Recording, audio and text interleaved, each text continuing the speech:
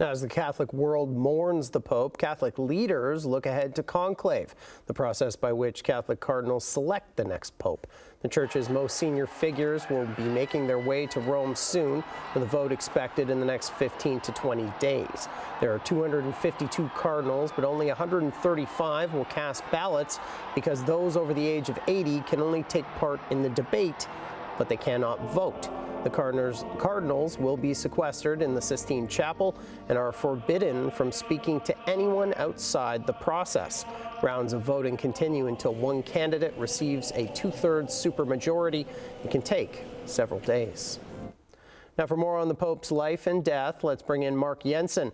He's the interim vice president and academic dean at King's University College at Western, which is a school rooted in Catholic tradition. Mark, how do you think Pope Francis will be remembered? Thanks, Matt. I think we are seeing today an outpouring of grief and sympathy from around the world, from Catholics and from also many who aren't Catholic.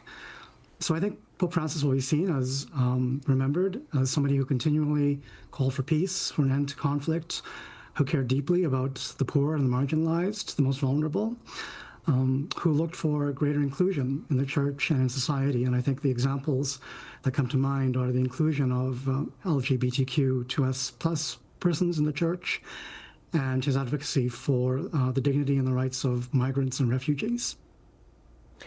How different was his reign from popes before him earning that moniker, the People's Pope, so early on?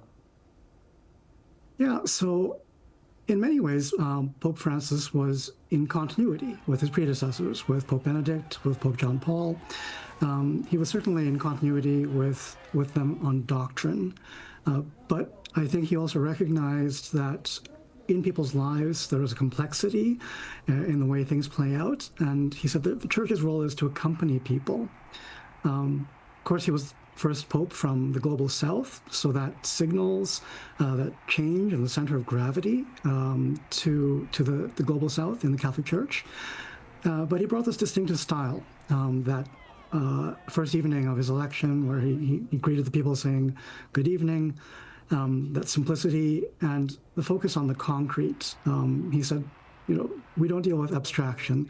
I was at a conference, a theology conference in December, where the Pope addressed a group of theologians, and he said to us, make your theology accessible, make sure it's not abstract. So that emphasis on the concrete and the practical.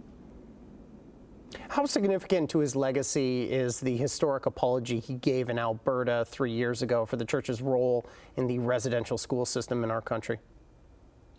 Well, that was an extraordinary moment in 2022 when he came to Canada on pilgrimage to offer that apology, responding to the call to action of the Truth and Reconciliation Commission.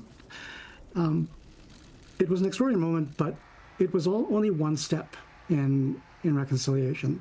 And I think the real significance is that he was saying to Catholics in Canada, you cannot minimize this, you cannot deny this, the harms of colonization and the residential schools.